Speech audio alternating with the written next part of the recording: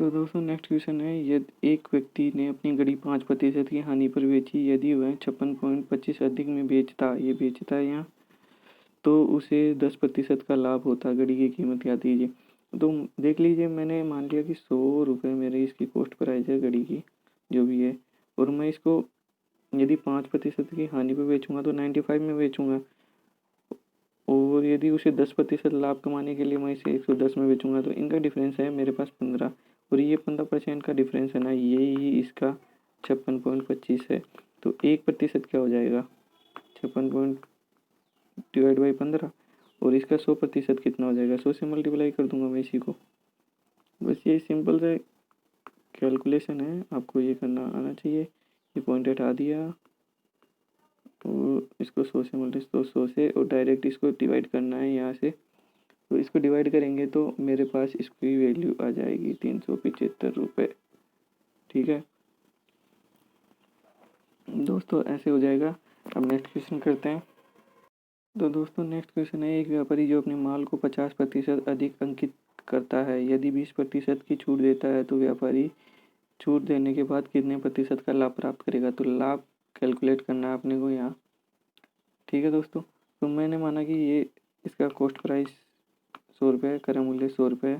100 रुपये के बाद में यदि ये 50% डिस्काउंट देगा तो 50% अधिक अंकित करेगा। ठीक है, तो 50% अधिक अंकित करेगा तो ये 150 हो जाएगा मार्क प्राइस, अंकित मूल्य।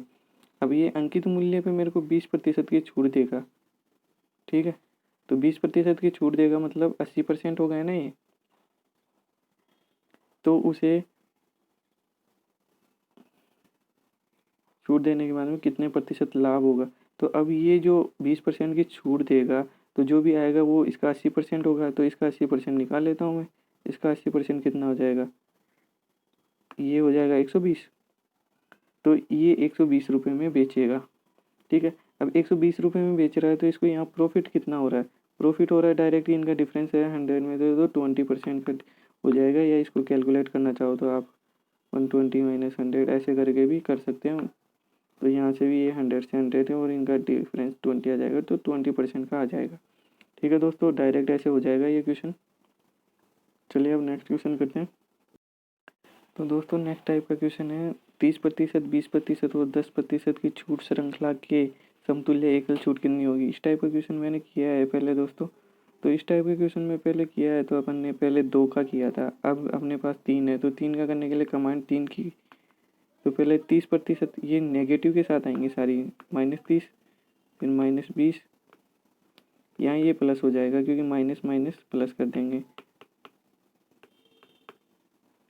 वही फॉर्मूला है दोस्तों, आपको याद आ गया होगा। तो ये -50 और प्लस का 6, तो यहाँ से ये 44 आ रहा होगा माइनस का, क्योंकि छूट है तो ये छूट को माइनस साइन छूट को रिप्रेजेंट करता है। फॉर्मूला भी बता देता हूँ मैं कि मैंने यहाँ कौन सा यूज किया, -x - y प्लस XY बटा 100। यदि ये प्रॉफिट होता तो यहाँ सब जगह प्लस प्लस होता। ठीक है दोस्तों, ये अपने पास 1 आ गया। अब इसी को आगे इसी प्रोसीजर को फॉलो करते हैं। तो अब अपने पास -44 और जो 10 है वो उसको ले लेंगे, तो फिर कंबाइंड फाइनल आ जाएगा -44 -10, फिर यहाँ प्लस 44 इंटू 10 100। तो इसको निकालेंगे तो ये 0.44 आ जाएगा, 4.4 आ जाएगा, और ये हो जाएगा -54 और ये प्लस 4.4।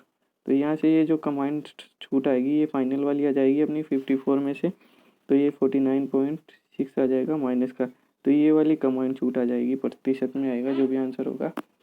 ठीक है दोस्तों, अब चलिए नेक्स्ट क्वेश्चन करते हैं। दोस्तों नेक्स्ट टाइप का क्वेश्चन है, इसमें एक वस्तु का अंकित मूल्य 500 का है, दुकानदार 5% छूट देता है, फिर 25% लाभ कमाता है।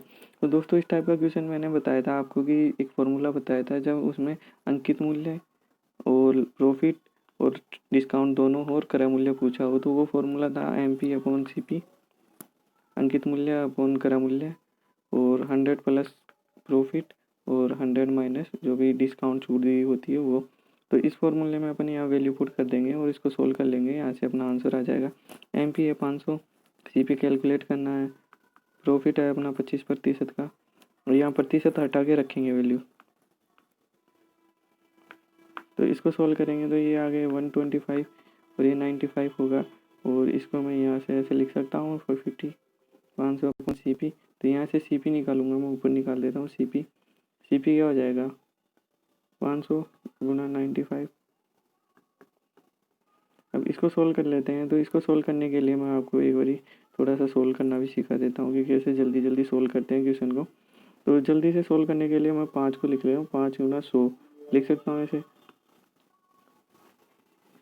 125। अब ये जो 4 से कट जाएगा 25 से काटेंगे तो 5 आ जाएगा 125। तो 5 से 5 कट जाएगा तो 4 गुना 95 बच जाएगा यहाँ। तो यहाँ से आंसर आ जाएगा 5 चौक 20 और 9 चौक 36 है तो 38, मतलब 380 रुपये यहाँ आंसर आ जाएगा। अब चलिए दोस्तों इसी क्वेश्चन को दूसरे मेथड से सोल्व करते हैं। बेसिक लैंग्वेज वाले क्वेश्चन से लैंग्वेज वाले मेथड से सोल्व कर सकते हैं इस क्वेश्चन को। तो लैंग्वेज वाले मेथड से सोल्व करने के लिए आपको पता है कि 500 रुपये अंकित मूल्य है, ये मार्केट प्राइस 500 है। 500 अंकित मूल्य है तो दुकानदार 5% की छूट दे रहा है। 5% की छूट दे रहा है, इसका मतलब कि जो ये इसको बेचेगा 95 में, तो इसकी सेलिंग प्राइस कितनी आ जाएगी। इसका 95% पे बेचेगा तो इसकी सेलिंग प्राइस इसका 95% निकाल लें। यहाँ से ये निकाला तो इसकी 95 सेलिंग प्राइस आ गई। सेलिंग प्राइस यहाँ से आ गई इसकी 475 रुपये। ठीक है दोस्तों, 475 रुपये इसकी सेलिंग प्राइस आ गई। इसके बाद में भी अब ये इस पर कितने का प्रॉफिट कमाना चाहता है। नहीं, ये यहाँ से सेलिंग प्राइस नहीं आएगी, छूट देगा तो कॉस्ट प्राइस आएगी। ये यहाँ इसकी कॉस्ट प्राइस आएगी, सॉरी दोस्तों, यहाँ से इसकी कॉस्ट प्राइस आ जाएगी। ये कॉस्ट प्राइस आ गई। कॉस्ट प्राइस के बाद में भी अब ये इसको बोल रहा है कि इस पर ये 20% 25% लाभ कमाता है। तो लाभ कमाएगा तो अब इसको 25% लाभ कमा लेंगे 475 पे। 425 पे इस पर लाभ कमाने के लिए इसको कर देंगे, इसकी वैल्यू को कम करेंगे तभी इस पर लाभ होगा। ठीक है दोस्तों, कम करने के लिए मैंने बड़ी संख्या ऊपर लिख दी है 25%। तो यहाँ से इसकी सेलिंग प्राइस आ जाएगी। इसको सोल्व करेंगे तो 4 5, और जब इसको सोल्व करेंगे तो यहाँ से भी ये 380 रुपये आ जाएंगे यहाँ से। ठीक है दोस्तों, आपको समझ में आया होगा कि सबसे पहले मैंने ये 500 रुपये इसका अंकित मूल्य दे रखा था। तो जब छूट देगा तो 500 रुपये में छूट दे दी 5% की, तो वो इसका क्रय मूल्य था कि इतने में इसमें ख़रीदा। ठीक है, अब इसकी जो छूट देने के बाद में इतने मूल्य पे वो बेच रहा है उसको, सेलिंग प्राइस। और फिर भी सेलिंग प्राइस ये, सॉरी दोस्तों, ये यहाँ सेलिंग प्राइस ये सही है, ये सेलिंग प्राइस ही निकला है अपना यहाँ इसका सेलिंग प्राइस आ गया 475 रुपये। फिर जाके अब ये 475 में बेच रहा है, इसको 475 में बेच रहा है, 475 में बेच रहा है। तो इसको अब 25% का लाभ हुआ है। तो 25% लाभ के साथ ही इसने कितने रुपए में बेचा है इसको, कि 380 रुपये की कोई वस्तु है वो 475 में बेची है इसने, तब जाके इसको 25% का लाभ हुआ है। ठीक है दोस्तों, एक बारी मैं आपको और दोबारा बता देता हूँ इसी क्वेश्चन को। इसको मिटा देते हैं इसको।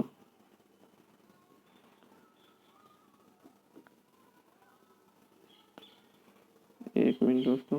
ठीक है दोस्तों, अब आते हैं अपन इसमें जो अपने को दे रखा है मार्क प्राइस 500 रुपये। तो 500 रुपये पे अपने को डिस्काउंट मिला है 5% का। तो 5% का डिस्काउंट मिला है, तो उसके बाद में जो डिस्काउंट देने के बाद में वो बेचेगा कितने में, इसको 95% में बेचेगा 5% का डिस्काउंट देने के बाद में। तो 500 का 95% कितना हो जाएगा, ये कैलकुलेट कर लेंगे सबसे पहले। तो ये अपने पास आया 475 रुपये। ये कैलकुलेट करने के बाद में अब जो इसकी जो कॉस्ट प्राइस है, जो अपन इसको खरीदेंगे कितने में, ये 475 रुपये में बेच रहे हैं, 25% लाभ हो रहा है अपने को।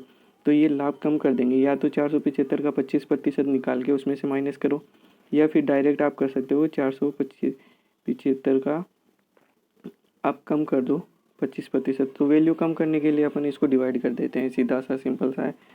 तो यहाँ से इसको डिवाइड करेंगे तो यहाँ से ये वैल्यू कम हो जाएगी और यहाँ से इसकी कॉस्ट प्राइस आ जाएगी।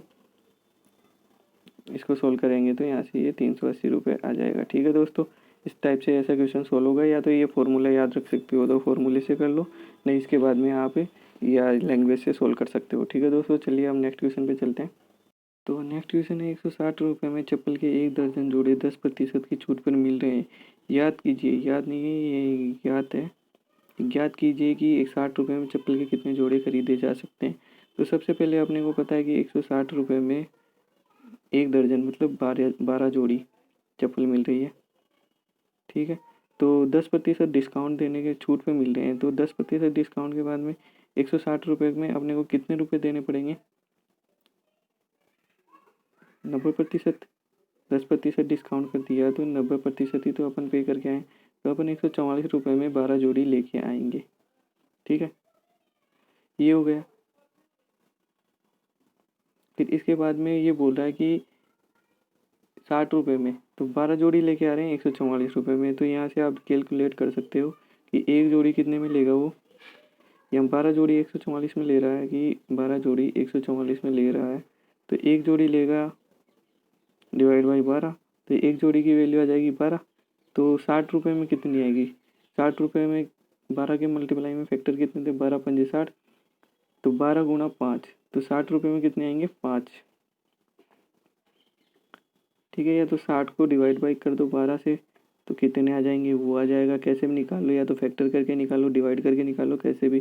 तो यहाँ से आ जाएगी कि 5 जोड़े खरीदे जा सकते हैं 60 रुपये में। ठीक है दोस्तों, अब नेक्स्ट क्वेश्चन पे चलते हैं।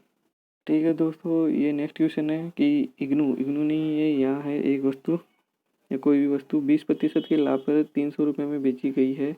यदि वह 235 रुपये में बेची जाती तो हानि का क्या प्रतिशत होता? तो दोस्तों इस क्वेश्चन में क्या करना है कि सबसे पहले आपको ये जो सेलिंग प्राइस है इसका दे रखा है, आपको सेलिंग प्राइस 300 रुपये दे रखा है। सेलिंग प्राइस दे रखा है आपको, सेलिंग प्राइस दे रखा है, तो आपको कॉस्ट प्राइस निकालनी है।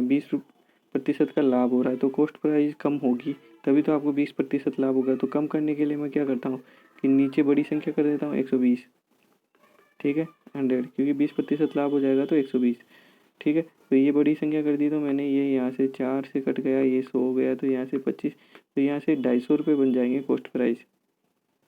इसको सोल्व करेंगे तो ये 250 आ जाएगा यहाँ से। ठीक है, तो 250 आने के बाद में अब ये बोल रहा है कि इसको यदि वह 235 रुपये में बेचता तो कितनी हानि होती? सेलिंग प्राइस 200, अब यहाँ देखो सेलिंग प्राइस कम है, कॉस्ट प्राइस ज़्यादा है, तो सीधा सा दिख रहा है कि लॉस होगा। तो लॉस कितने का होगा? यहाँ 15 रुपये का लॉस होगा।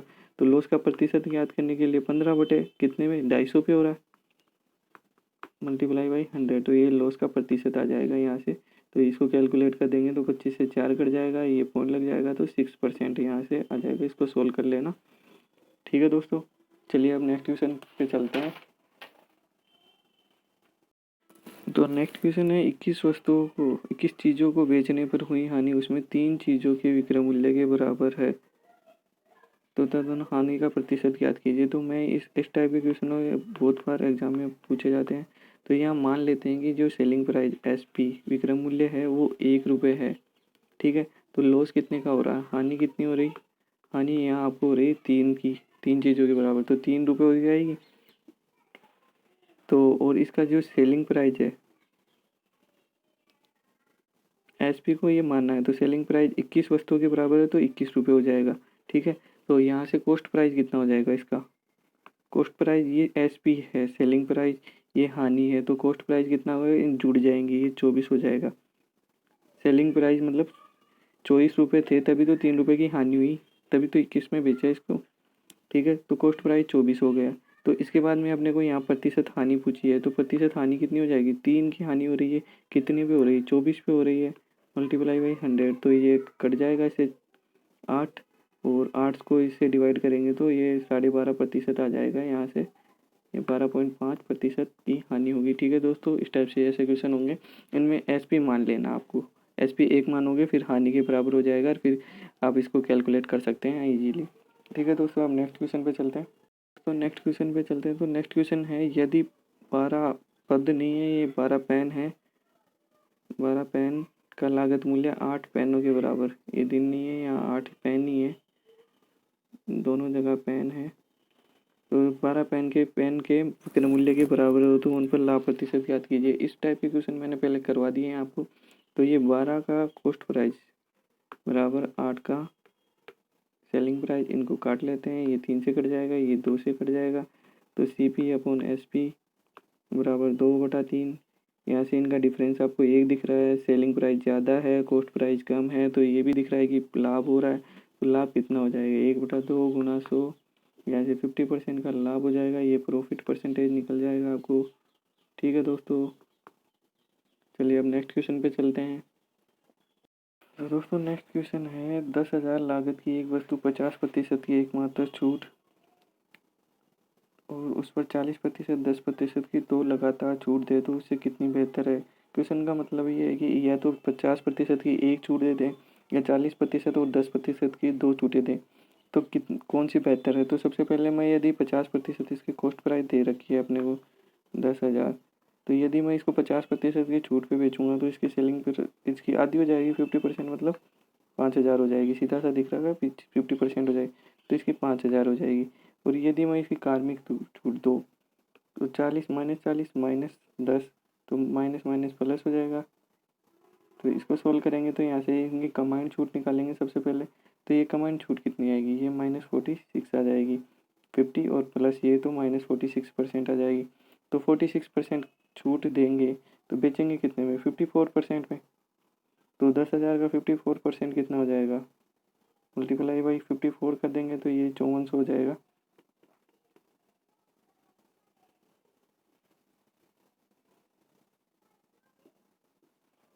तो ये आ जाएगा 5400 रुपये में बेचेंगे। अब देखो कि आपको ये पता चल रहा है कि एक लगातार 50% की छूट देंगे तो 5,000 में ये वस्तु बेचेंगे, और यदि दो लगातार छूट देंगे तो 5400 में बेच पाएंगे। तो मतलब अपने को अपन दुकानदार हैं तो अपने को फ़ायदा होगा, यदि अपन ग्राहक हैं तो लगातार छूट लेंगे तो अपन को नुकसान होगा। ठीक है दोस्तों, तो यहाँ ये क्वेश्चन समाप्त होते हैं। इसके बाद में भी लगभग इसी टाइप के क्वेश्चन पूछे जाते हैं एग्ज़ाम में। तो आप या तो लैंग्वेज से सोल्व करें या फिर थोड़ा कैलकुलेशन वगैरह करके, तो आप लैंग्वेज से ज़्यादा सोल्व करेंगे तो सही रहेगा। ठीक है दोस्तों, चलिए अब नेक्स्ट टॉपिक में मिलते हैं। धन्यवाद।